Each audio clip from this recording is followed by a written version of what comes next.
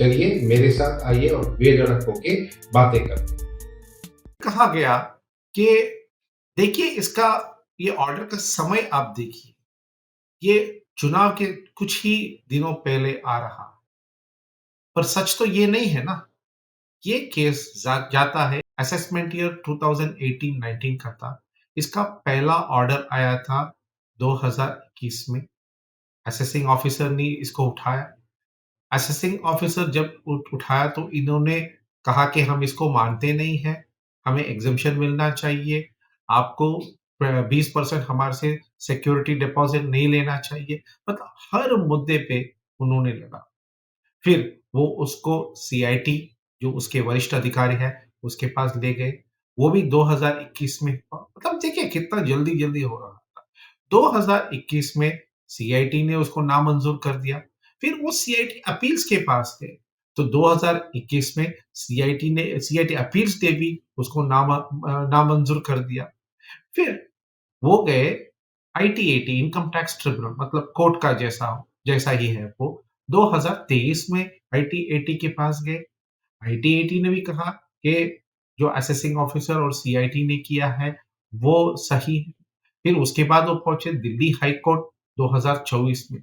मतलब आप देखोगे कि कैसे पूरा जो न्यायपालिका है उसका शत प्रतिशत उपयोग कांग्रेस पार्टी ने की जब उन्होंने कायदा कानून का उल्लंघन किया था। मैं सोचता हूँ, ये जो पूरा प्रणाली था, जो कांग्रेस कह रही है, उसमें गवर्नमेंट का क्या भूमिका थी इसमें? जो न्यायपालिका, जो विधि है, जो विधान है, जो प्रणाली है, उसी का तो उन्होंने उपयोग किया और इसमें गवर्नमेंट का कोई हाथ थी ही नहीं।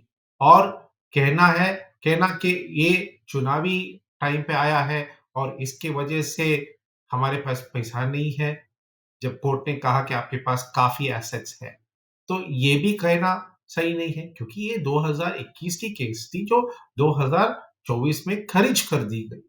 और खारिज में ये कहा गया है, खारिज जो उनका ऑर्डर था, उसमें उन्होंने ये कहा कि income tax appellate tribunal security deposit के ऊपर और चिंतन कर सकती है और कोई कोर्ट की टिप्पणी डिपार्टमेंट के खिलाफ कुछ भी नहीं था।